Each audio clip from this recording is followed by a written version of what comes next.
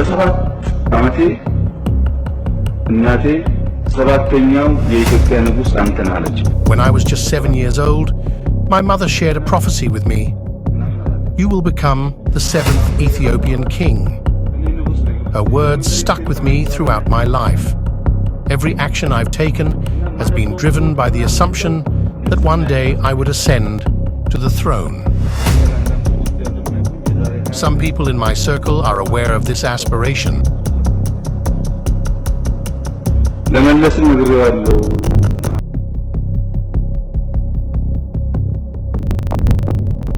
How did this individual manage to deceive both the international community and 120 million Ethiopians? What was the unfolding journey that led this Nobel Peace Prize winner to a point where his presence goes unnoticed in international meetings? Can you explain the process of transformation from a respected peace laureate to someone whose Facebook posts are taken down due to promoting hate speech? How did this once unifying figure in Ethiopia become a person who declares war on various communities within the country? How did a man, once believed to transcend ethnicity and religion, come to surround himself with his own ethnic group while marginalizing other ethnic groups through tactics involving threats, intimidation, massacres, and kidnappings? From being perceived as a symbol representing the future of Africa, how did this individual end up potentially facing charges at the International Criminal Court for involvement in atrocities? How did this person, who initially denounced corruption, turn into someone who steals food from the World Food Programme to feed his army, leading to the cancellation of food aid in Ethiopia altogether?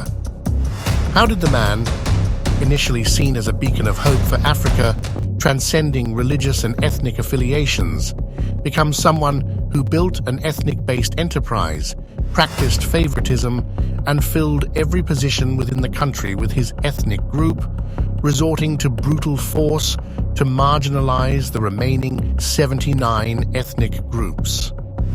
How did a once influential country in the Horn of Africa become ignored, forgotten, and despised? What caused this man, who once allowed freedom for journalists, to begin imprisoning journalists and activists, displaying a disturbing level of sadism? One journalist even recently revealed that he was jailed with a dead body. Why Nobel Peace Prize laureate now stands widely perceived as a disgrace to Africa by the international community. Some have gone as far as likening him to the former dictator Amin Dada. Diplomats and global leaders who've encountered Abiy often label him as detached, behaving childishly and seemingly out of touch. They frequently find themselves in awkward moments, doubting the credibility of his words. Abiy seems to exist within his own secluded realm, marked by impulsive grandiosity and an incorrigibly boastful demeanor. Nonetheless, he does possess a degree of humor and a certain rugged charm. Ethiopia has a new leader. Abiy Ahmed is a member of the Oromo people. This is Ethiopia's young Prime Minister, Abiy Ahmed, and he's really popular right now, inside and outside Ethiopia. They call it Abimania. Who is the real Abiy Ahmed? Understanding the true nature of Abiy Ahmed is crucial in comprehending the current situation and minimizing the risk of a state collapse that could trigger an unprecedented refugee crisis, potentially surpassing even that of World War II. In undemocratic systems, the influence wielded by individual leaders can be immense, as they hold unchecked power to govern the lives of millions and profoundly shape the trajectory of a country's history. The international community and Ethiopians alike are left questioning who Abiy truly is and how they could have been so easily swayed. It is a question that carries significant weight. At 42, the Ethiopian leader is the youngest on the African continent. Ahmed has been dubbed the Messiah, and his reform program has inspired hope across Ethiopia. Ethiopia's Prime Minister receives the Nobel Peace Prize. Here's a guy who's the highest educated Prime Minister, we think, in the entire history of the entire continent of Africa. I am my brother's keeper. I am my sister's keeper. That makes I am my brother's keeper. I am my sister's keeper. Tell me, والله والله والله لن نقوم بأي ضرر لن نقوم بأي ضرر. As I think Prime Minister Abiy's arrival on the African stage is commensurate with the arrival of President Mandela. He is a breath of fresh air, his outlook is amazing, he's tapped into the mood not only of Ethiopians but of people all across the continent. How did this enigmatic individual skillfully manipulate the trust of both Ethiopians and the international community? Some of the rhetoric has been scary, including from Prime Minister Abiy Ahmed. Is there anyone who could stop me from destroying Ethiopia? Is there? His grand ambitions have inflicted a devastating, immeasurable toll upon Ethiopia, with millions of lives lost, genocidal acts, heinous atrocities, widespread mass displacements, and a chilling ethnic cleansing campaign haunting the nation's history. The erratic king, as he forges ahead, sowing destruction in his path, compels us to ponder a pivotal questions. Who indeed is this mysterious persona? To delve deeper into the heart of this enigma, our forthcoming Mad King of Ethiopia series is poised to uncover vital insights. This series will not only shed light on the enigmatic personality himself, but also unearth the underlying forces and motivations driving his actions. We urge you to join us in this journey of discovery by subscribing to our channel, actively engaging with our content through likes and shares, and staying connected with this pivotal narrative. Your support is instrumental in ensuring that the world remains informed about the unfolding events and the mysterious figure at the epicenter of this catastrophic chapter in history. Prime Minister Abiy Ahmed appears to be in a competition to surpass and potentially even outdo the infamous figures of 20th century Africa disgraced leaders, Bokassa and Abiy Ahmed. These two individuals were widely seen as a disgrace to Africa and brought considerable embarrassment to the continent. There are striking similarities that observers find in Abiy Ahmed's characteristics compared to these notorious figures. The short-lived reign of Bokassa I, the self-proclaimed emperor of Central Africa. It looked a lot better back in 1977 when former Army Colonel Jean-Bedel Bokassa had himself crowned emperor. You now, you give us green light. Give us the time. Ready? Go.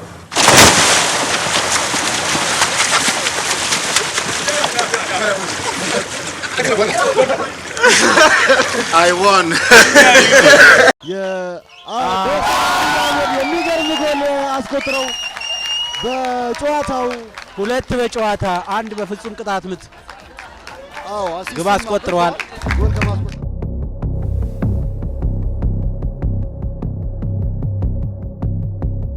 For the president arrived in his tracksuit, having, as is his wont, challenged the envoys to a game of basketball.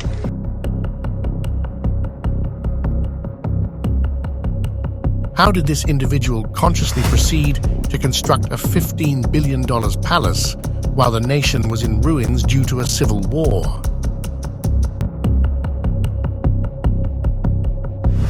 Fall from grace so quickly, within a year of having his Facebook post removed for inciting hate. Facebook has now removed a post from the country's prime minister for violating its policies against inciting violence. With a Nobel Peace Laureate for a prime minister now accused of war crimes against his own people. Hundreds of civilians have been stabbed and hacked to death.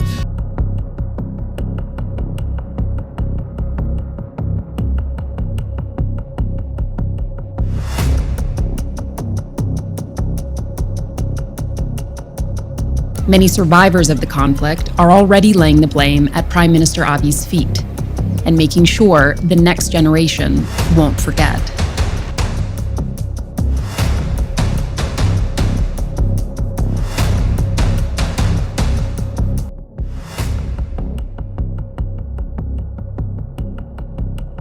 Ethiopia, the conflicts continue, ethnic conflicts. The violence is in fact escalated in many places.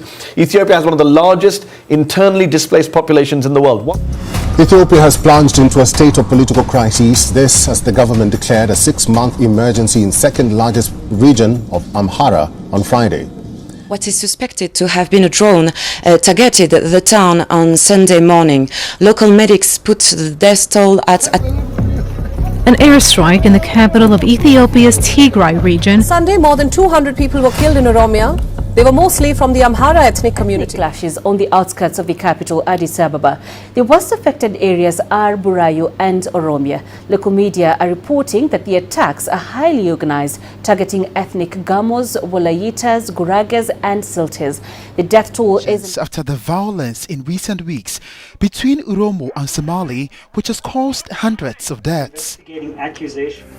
More than 200 people have reportedly been killed in Ethiopia in an attack in the Oromia. World Food Programme's following the US in suspending food aid to Ethiopia after finding massive theft of previous donations. The statement from the Afar government says, I'm quoting here, the TPLF has massacred innocent people, looted and destroyed various institutions. A cry for the beloved ones.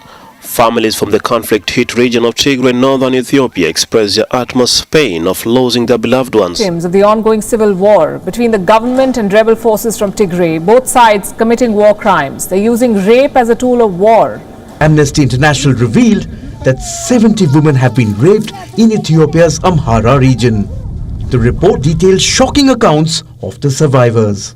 They say they were subjected to ethnic slurs and tortured in the presence of their children. Their testimonies are chilling. But why isn't the world speaking out? Rights group Amnesty International has said Tigrayan fighters deliberately killed civilians and gang-raped dozens of women and underage girls in 2 towns in Ethiopia's Amhara region last year. Ethiopia's Orthodox Tewahedo Church is one of the largest and oldest in Africa, but a split within its ranks last month. Ethiopians on Sunday condemned Prime Minister Abiy Ahmed's response to clashes in the country. People have been ethnically profiled and massacred. On Friday, Oromia police says 67 people had been killed. The Oromo regional government was actually helping those breakaway bishops essentially take over the Orthodox Church. And last few weeks, Ethiopian government has started demolishing mosques in the Oromia region. Chief General Sahara Makonnen was killed on Saturday. As regional president Ambachu Makanen and one of his advisors were killed in an attack in Bahrain. It is an outpouring of grief over the murder of Hachalu Hundesa. Welcome to the Grand Ethiopian Renaissance Dam hydroelectric project. Simanya Bakala. Some protesters believe he's been murdered. We will not be silent over the death of a person that we hold in such high regard, and we feel great sorrow for his loss. We humbly request that you avoid downloading or uploading our content on other websites or platforms. These actions could potentially have a detrimental effect on our viewership and subscriber count. Our primary aim is to cultivate a dedicated subscriber community, and we kindly urge you to share our videos by embedding or directly sharing them from our official channel. Your cooperation in this regard is greatly valued. Our objective is to illuminate the truths of our interconnected world and ensure that these realities are widely recognized and understood. In today's globalized society, spreading awareness and knowledge holds immense importance. Your contribution will empower us to continue our mission of sharing the truth